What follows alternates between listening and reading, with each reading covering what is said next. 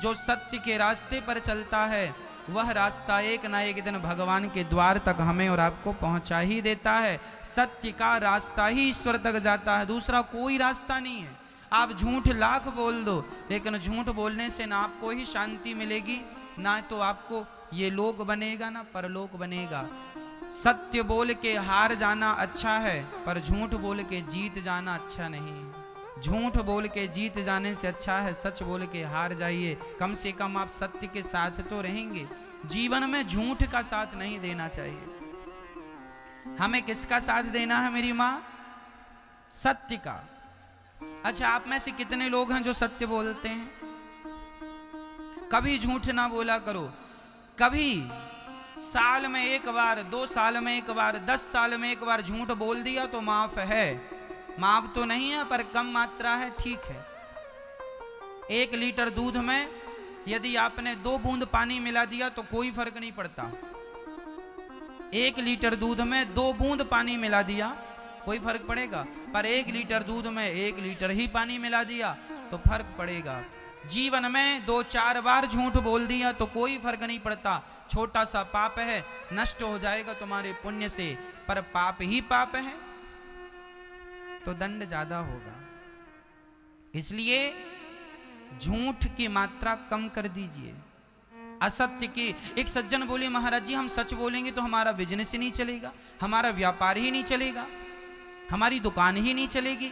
हमने कहा भाई जब झूठ बोलने से तेरी दुकान इतनी चलती है तो सोच तू सत्य का सहारा लेगा तो और कितनी दुकान चलेगी तेरी। यदि झूठ तुझे इतना आगे ले गया तो सोच सच तुझे कितना आगे ले जाएगा। पर विडंबना तो यह है, लोगों को झूठ पर तो भरोसा है पर सत्य पे भरोसा नहीं है। और मैं आपसे एक निवेदन करूंगा कि जीवन में सत्य ही आपको आगे ले जाएगा। यदि झूठ की इमारत आपने बना रखी है तो झूठ की इमारत बहुत जल्दी धराशायी हो जाती है, क्योंकि वह मजबूत नहीं होती। सत्य की नींव बड़ी मजबूत होती है मेरी माँ। सत्य के रास्ते पर चलोगे तो सदियां गुजर जाएंगी, समाज तुम्हें पूजना बंद नहीं करेगा। यदि झूठ के रास्ते पर चलोगे, रावण झूठ के रास्ते पर चलता था, राम जी सत्य के रास्ते पर चलते थे। सत्य के रास्ते पर चलते थे तो लोग मंदिर बना के पूजते हैं, और झूठ के रास्ते पर रावण चलता था तो गली गली पुतले जलाए जाते हैं। यह है झूठ का परिणाम। तुम बोलोगे झूठ, परिणाम क्या होगा? वर्तमान को ना देखो, इस वर्तमान में किए गए कर्म का परिणाम क्या होगा उस पर तो दृष्टि डालो। जो आज है, जो तुम आज अच्छा या बुरा कर रहे हो, इसका भविष्य क्या है, कल क्या होना है इसका, उस पर दृष्टि डालना जरूरी है। भविष्य को देखना भी जरूरी है। हाँ, कहां देखना चाहिए भविष्य को? रावण ने यदि ये सोचा होता कि मेरे जैसा पंडित, मेरे जैसा ज्ञानी, यदि मेरे जैसा ज्ञानी सीता को चुराएगा तो समाज में संदेश क्या जाएगा, मैसेज क्या जाएगा? रावण ने यदि इस बात पे थोड़ा सा विचार किया होता तो शायद रावण ये गलती ना करता, शायद रावण के पुतले ना जलाए जाते। आप कोई भी काम करने के पहले एक बार आने वाले भविष्य को जरूर झांक कर देखिएगा। कहीं लोग आपको आने वाले भविष्य में गालियां तो नहीं देंगे? ओसामा नाम का एक व्यक्ति था जो मारा गया, लादेन। उसने कितना अपराध किया, कितने निर्दोष लोगों को मारा। क्या हुआ? आज तक लोग उसे गालियां देते हैं, आज तक उसके नाम पर किसी ने आंसू नहीं बहाए होंगे। देखो, मरना तो सबको है मेरी माँ, आपको भी मरना है, मुझे भी मरना है। अब निर्णय ये करना है कि झूठ बोल के मरना है कि सत्य बोल के मरना है, रावण बन के मरना है कि राम बन के जाना है, ये आपका निर्णय है, आप देख लीजिए। इसलिए गलत मार्ग ना अपनाइएगा, वह आपके लिए बहुत हानिकारक है। अच्छा तो लगता है, खुजली जब होती है खुजलाने में बड़ा अच्छा लगता है, बहुत अच्छा लगता है, लेकिन जो उसकी जलन होती है ना खुजलाने के बाद, वो बड़ी दर्दनाक होती है। ऐसे झूठ भी खुजली की तरह, झूठ बोलने में बड़ा मजा आता, हाँ बड़ा मजा आ गया, बहुत पैसे मिल गए, बहुत कमा लिया, बहुत बड़े आदमी बन गए, लेकिन उसका जो रिएक्शन होगा, जो उसकी जलन होगी, असहनीय वेदना होगी, असहनीय दर्द होगा।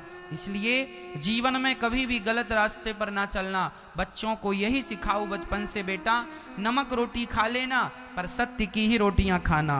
झूठ के हलवा पूड़ी से अच्छा है सत्य की नमक रोटी खाएं।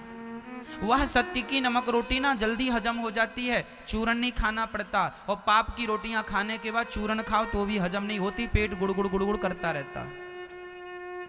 ना तो रात को नींद आएगी, ना तो चैन मिलेगा। आप आलीशान बंगला बनवा लीजिएगा, झूठ बोल करके, पाप करके रह लीजिए, उस बंगले में शांति नहीं मिलेगी। रावण सोने की लंका में रहता था, शांति नहीं मिली। जबकि रावण जिस लंका में रहता था, वह लंका किसने बनवाई थी आपको पता है? वह लंका भगवान शंकर ने बनवाई थी। किसके लिए बनवाई थी? अपने लिए। पार्वती ने कहा कि पहाड़ में रहते रहते बहुत दिन हो गए, थोड़ा सा सबने घर बनवा लिया, हाँ सब सेटल हो गए, थोड़ा आप भी घर पर बनवा लीजिए, हम लोग भी वहाँ थोड़ा अच्छे से रहें, परिवार की तरह लगे कि हाँ हम लोग भी अच्छे से रहते हैं, यहाँ पहाड़ में पड़े रहते हो।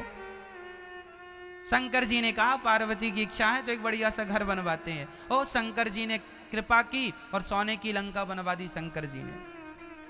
और गृह प्रवेश, अब घर बनाया तो गृह प्रवेश के लिए पंडित जी, तो शंकर जी बोले इस समय बढ़िया पंडित जी रावण ही हैं।